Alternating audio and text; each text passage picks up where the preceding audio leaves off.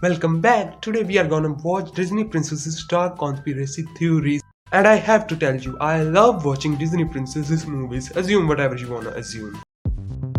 Despite the glitz, glamour, and victim of misfortunate circumstances reputation that Disney princesses have been known and adored for, more and more people are beginning to see these damsels in distress in their movies are, kinda dark.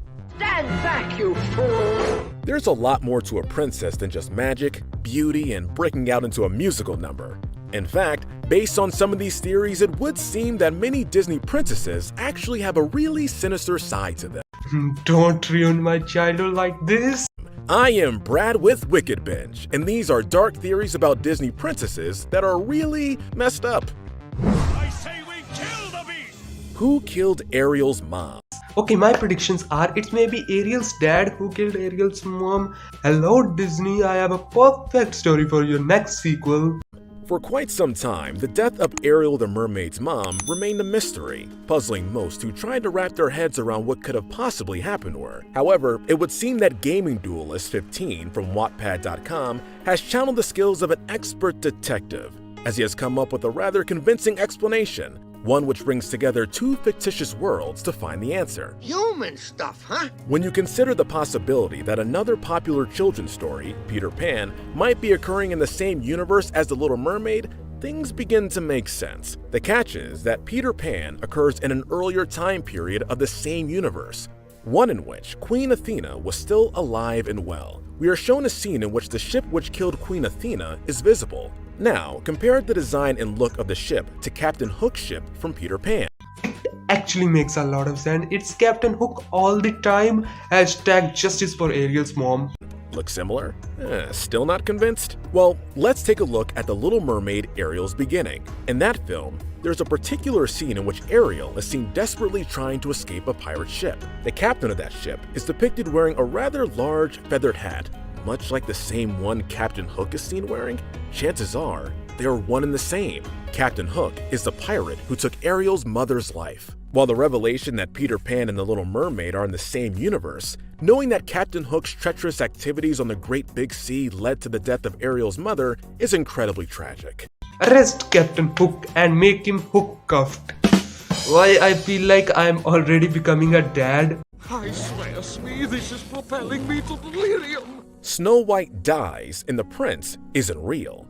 Undoubtedly, when it comes to the long list of overly sentimental moments in Snow White and the Seven Dwarfs, it would make sense not to forget Snow White's kissing scene with the prince. Well, he did kind of make out with an unconscious woman, hashtag me too, so maybe not super sentimental, but alright, look, the movie was made in a different time, so let's just move on. Okay, I think the prince actually is Logan Paul who has affinity for dead people. Now you do something. Regardless, as emotional as that scene might have been, according to a theory shared by Andrea Hickey on BuzzFeed, what we saw may not have actually been the truth. And as much as the scene and its resulting events might seem like a typical happily ever after ending that Disney films are known for, when you take a deeper look at things, you'll find yourself asking, is it really happily ever after? Based on careful analysis of the transgression of scenes in the film, an alternative perspective that does hold quite a bit of weight to it is that, at the end of the movie, Snow White is actually dead. Consequently, the prince isn't actually alive. He's just a metaphor for death. Pretty dark, right?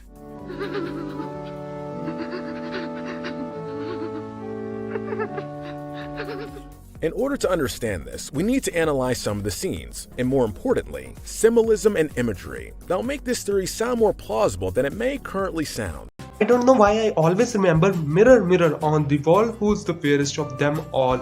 But recently someone has told me that it's actually magic mirror on the wall. I think they have done some weird thing to the Snow White movie. As you'll recall in the early stages of the movie, Snow White sends the prince a white dove. White is a symbol of purity and is also the color typically associated with the angels in heaven. The similarity between the dove she sent to the prince and the angels in heaven deepen when you bear in mind that angels, like doves, have wings and can fly. Might not seem like a lot now, but let's take things a step further. Doves are some of the most symbolized species in existence. In some cultures, the white dove is symbolic of the soul being released from its earthly confines. In other schools of thought, it is often regarded as the epitome of inner peace and tranquility. So much so that in the face of what one might typically be frightened of, the dove accepts it with open arms as a natural course of life. And of course, there is the dove which symbolizes mourning. Oh my god, I feel like I'm in my English literature class. See children, the yellow curtain of Miss Catherine represent the compassion and passion in her heart and not the Walmart sale next street.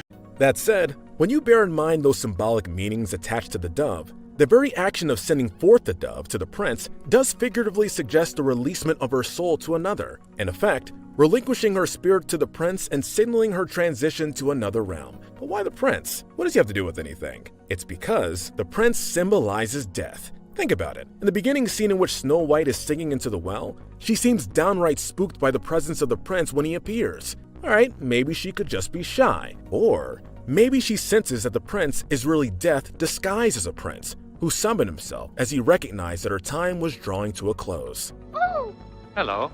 oh. Did I frighten you?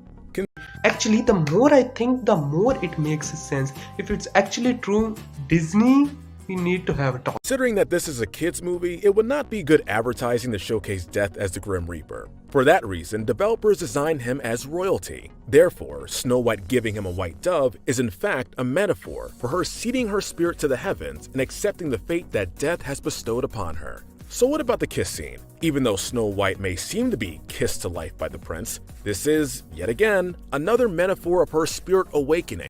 This is really weird. I may not be able to see the Disney movies ever same again. Well, this is the most convincing theory by far. I believe that Disney can make me believe that we are living in a simulation. After which she is brought by death to her final resting place, heaven. We know that she's going to heaven because when the two stop on a hilltop, the clouds part and reveal a castle in the sky. Although this theory does have somewhat of a happy ending, it's one of those that drastically changes the way people view this film completely. Belle made up the beast in her head. Many fans of Disney's original Beauty and the Beast have pointed out the similarities between the Beast and the film's antagonist, Gaston. These similarities include how prone they are to aggression and violence, their brutish behavior, and their overwhelming selfishness. How can you read this? There's no pictures. Or at least when we look at the behavior of the Beast towards the beginning of the story. Go ahead and start! Actually, I watched this movie a long ago, so I don't remember its every detail, but I always believe that Gaston is the real beast. I don't know why. The theory suggests at the beginning when Belle is reading a fairy tale, she brings home the book and indulges in a bit of fantasy. She immediately marries Gaston, with her father's best wishes. After all, Maurice compliments Gaston at the start of the story, and the rest of the movie is Belle's fantasy about reforming her selfish, pig-headed husband Gaston, who she views as a beast. What about that Gaston? He's a handsome fella. When you look at some of the evidence, it makes sense. For example, nobody in the village can recall a castle nearby the town, and when Belle runs into all the enchanted characters within, she isn't scared or even very surprised. After all, they are characters she came up with in her head, and many of these characters provide her with what she never had in her life. For example, a mother figure. Thank you. Belle fantasizes that the prince inside will win over the beastly behavior of her husband, but worries that the beast will return and stab them in the back. Well, that reminds me of my high school literature classes. From being a story about death, it now shifts to the domestic violence. Feels like I'm watching the crime files of Discovery Channel. It's all actually very sad that Belle's life is so incomplete and her husband is so selfish that she can only dream about an alternative reality where she reforms him and falls in love with someone who truly Well, not gonna lie, it is the story of every Indian drama show, so I am not really that much surprised by it. cares about her. Moana became a demigod, but at a cost. Hey Moana, the Polynesian persuasion. Moana is actually one of the Disney princesses that I consider very. There's more to our Polynesian princess star Moana than just her superhuman strength and strong will. According to Reddit user StickUpKid, Moana might actually be a demigod. Who are you meant to be? In order to understand this theory, we need to go back in time a bit to the beginning of the movie, where Moana is selected by the ocean to return the heart of Te Fiti to Maui in order to save her people. As part of the selection process, Moana is violently thrown into the middle of a terrible thunderstorm. While details of what happens while she's there are sketchy, when she does wake up on the island, the song which is played is "You're Welcome." What could this all mean? Imagine the thought process of those people who spend their entire day thinking about these conspiracy theories. Definitely they have 007 mind. To tie everything together, let's examine the facts. The song played is heavily associated with powers that demigods have. What's more, she was tossed into a thunderstorm. There's no way that she could have survived, unless it was divine intervention. This is where it gets interesting. The ocean, in effect, took Moana's life in order to make her a demigod. Although this by itself isn't very convincing, when you consider how Maui became a demigod himself, it might not be that far-fetched. Maui explained that he too was tossed into the ocean when he was a baby. However, he was subsequently saved by the gods and brought back to life as a demigod. The same thing is essentially what happened to Moana. I could watch that all day. While the cool demigod concept is cool, the way in which Moana became a demigod isn't. She essentially lost her life as a normal girl and was given this overwhelmingly weighty burden to carry on her shoulders. When you consider the fact that her youth was stripped away from her, it puts a rather dark spin. I just love the fact that how in a Disney movie there are actually two stories going on. One a passive one for the kids and other the active one for the adults. In spite of me having a beard, I actually fall into the first category. On things.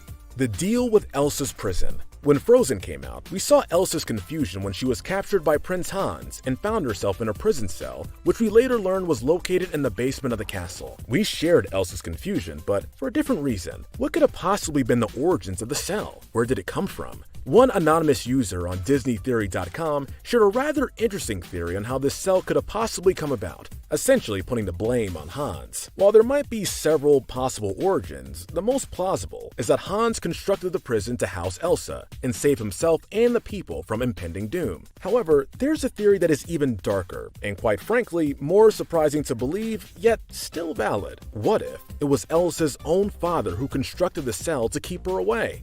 We will limit her contact with people and keep her powers hidden from everyone. Why these all Disney theories have the theme of death and violence? It seems like I'm watching a horror movie. Now, in order to understand this, we need to recall a couple of facts. Firstly, he is very much aware of the type of power that his daughter possesses. Actually, he's the only one who cautions her on how to control her power, and that using gloves will help her. However, Elsa's father is also the king of Arendelle, and as much as he loves his daughter to death, he has a kingdom to defend. The trolls have warned him that there is a power that threatens the very existence of his kingdom. Could it have been his daughter? It's the king. Why these all theories are so convincing? What's that flying outside? Oh, nothing. It's just my innocence. I told you I am already a dad. For all we know, Elsa's dad believed that the time may come when Elsa's powers might pose a threat to the kingdom. For that reason, he designed a special cell just for her, in which she could be stowed away if or when her powers become too much to handle. Knowing that her dad may have had to make such a difficult decision is sad to know. What's more, the possibility that her dad may have been plotting the scheme to trap his daughter is a really brutal pill to swallow. Oh, look at that. I've been impaled. Well, apologies for ruining your childhood. Tell me in the comment section how do you feel, and we will meet in the next video. Thanks for watching.